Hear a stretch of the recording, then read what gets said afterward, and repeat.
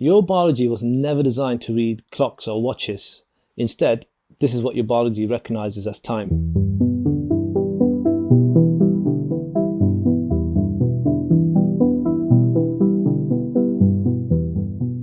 From the very beginning of life, there's always been one constant that's never changed, and that is the rising, setting sun, rising, setting sun. Human biology evolved with this natural cycle and gave us our body clocks, which we call circadian rhythms. Your circadian rhythm controls when your body is at wakeful, alert, active state, and when it shifts into rest, repair, and recovery mode, which we call sleep. And for almost our entire history of our species, that timing system was guided by one thing, the natural day and night cycle. But then something changed.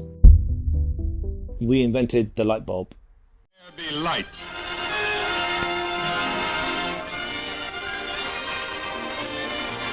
The miracle of glittering modern cities of shining electric light.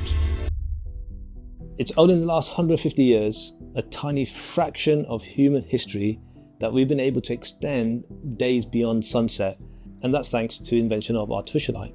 Slowly, by generation, it changed something fundamental about the way we live. We stopped being an outdoor species and became an indoor one. Now, on the surface, that sounds like progress. Artificial lighting has made our environments brighter, safer, and visually comfortable, giving us a chance to work and do the things we want to do past the limitations of day and night cycles. It allowed cities to grow, industry to operate at night, and modern life to exist as we know it today. But there is a hidden side to this shift. You see, natural light doesn't come close to matching natural daylight. And to understand what this means for your biology, I want to show you something. You see, your visual system behaves a bit like this camera in front of me. It has an incredibly powerful auto exposure system, and let me show you what I mean. So right now, the camera is set to auto exposure, and watch what happens as I walk from outside to the inside and back out again.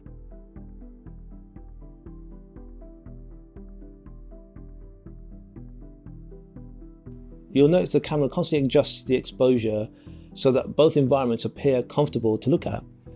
And that's exactly what your visual system is doing all the time. So when you're indoors, the indoor environment doesn't feel dramatically darker than the outdoor environments, but your biology can still tell the difference, and that difference matters. So now what I'm going to do is lock this camera to an outdoor exposure setting, and this is the kind of light environment that your circadian rhythm actually expects during the daytime. Now watch what happens as I walk back indoors. Suddenly the indoor environment looks very dim, and that's the key point. Artificial lighting simply cannot match natural daylight for brightness during the time our body expects there to be daylight. And yet, this is the light environment that most of us spend the majority of our lives in. This made me curious, so I decided to run a simple experiment. I decided to measure the light exposure I experienced during a typical working day in spring, from morning to commuting to the office and back home again. And here's what I found.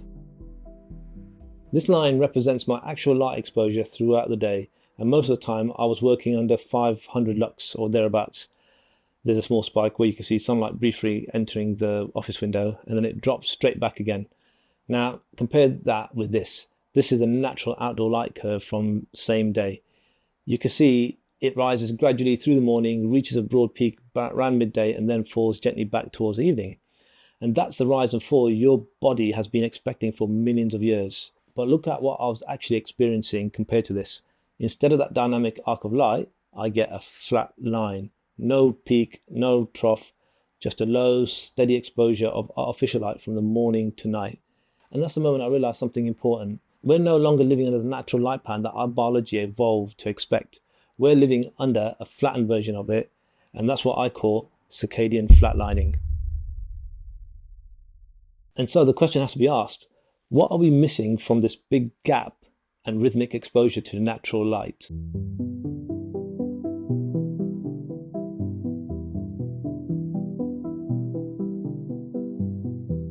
See, because natural light doesn't just help us see, it acts as a timing signal for almost every system in our body. And when that signal becomes flattened, when morning isn't bright enough and night isn't dark enough, your internal clock starts to lose its reference point.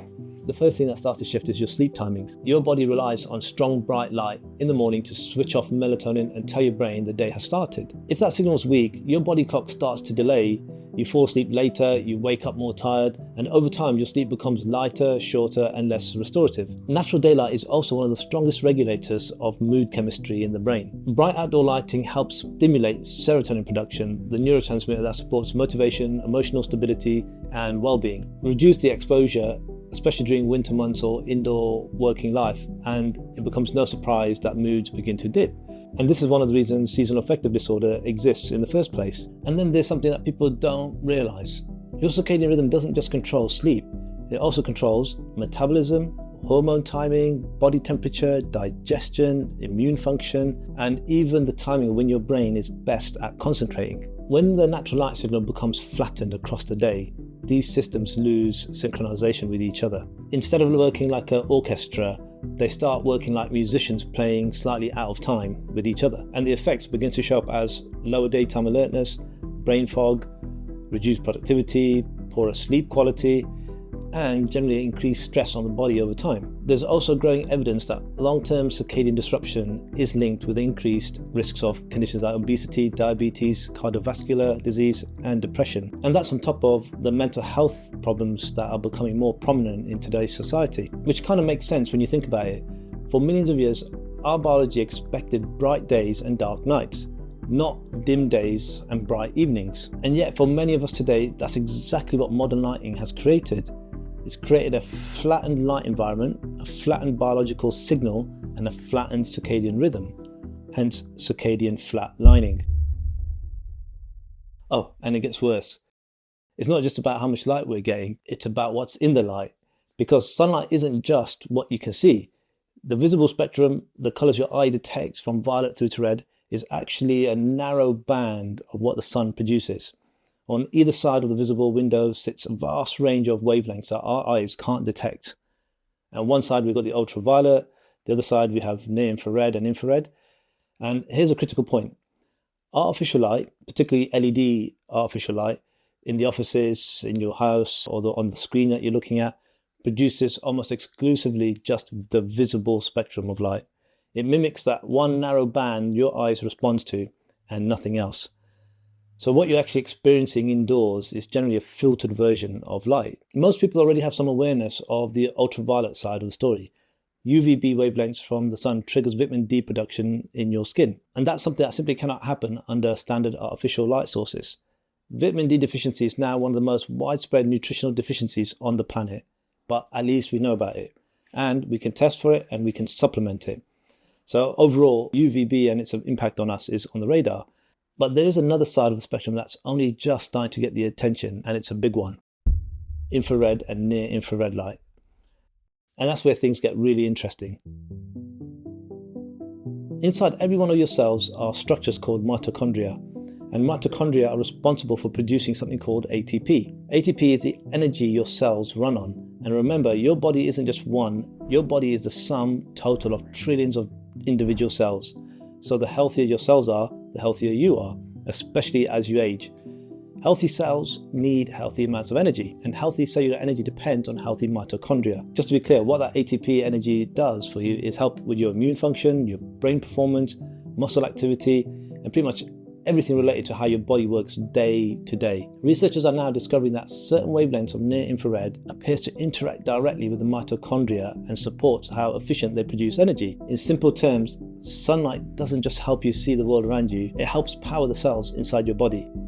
And yet most of the modern artificial lighting contains almost none of this near infrared component that humans evolved with for millions of years. And it's not just artificial lighting that's changing the light environment we live in. Something else is happening that most people don't even realize. Modern architectural glass, the kind we use in the homes, offices, and buildings that we work and live in today, is deliberately designed to filter out large portions of ultraviolet and near infrared light. It's done for a good reason. It helps prevent overheating, it improves energy efficiency, and it helps protect interiors from UV damage. But here's the unexpected consequence. The very thing we think is giving us a direct connection to sunlight often isn't delivering the full spectrum our bodies evolved under. So even if you're sitting next to a window inside a modern building, you're not actually receiving the same biological light environment as you would outdoors. That's a whole topic on its own, and it's something that I'll definitely be covering in another video. So what can we actually do about this? Well, the first step is simply understanding that light affects your health far more than people realize. Once you start to understand that your body runs on a daily cycle of light and darkness, you'll begin to see why it's so important to respect that rhythm. We don't just need daylight, we also need darkness. And your body clock depends on experiencing both on a regular and consistent pattern, so it knows when to be alert and when to switch off and into repair mode. And it's not just about getting as much light as possible for as long as possible, which is what our common habits are today. It's about getting the right light at the right time of day. And one of the simplest things you could do is spend more time outdoors during the day, especially in the early part of the morning. Morning daylight is the strongest signal your brain can receive to set your internal clock for the rest of the day.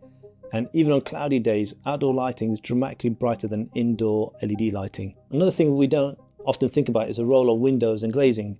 So if you're designing or redesigning, renovating a home, workplace, think carefully about the type of glazing being specified, because modern glass is often designed to filter parts of the solar spectrum to reduce overheating, which is useful from an energy perspective, but it can also reduce the biological richness of that daylight entering the space. And then there's something we can actively control, the artificial lighting and controls in our home. You see, smart lightings don't just have to be a luxury feature or a nice to have.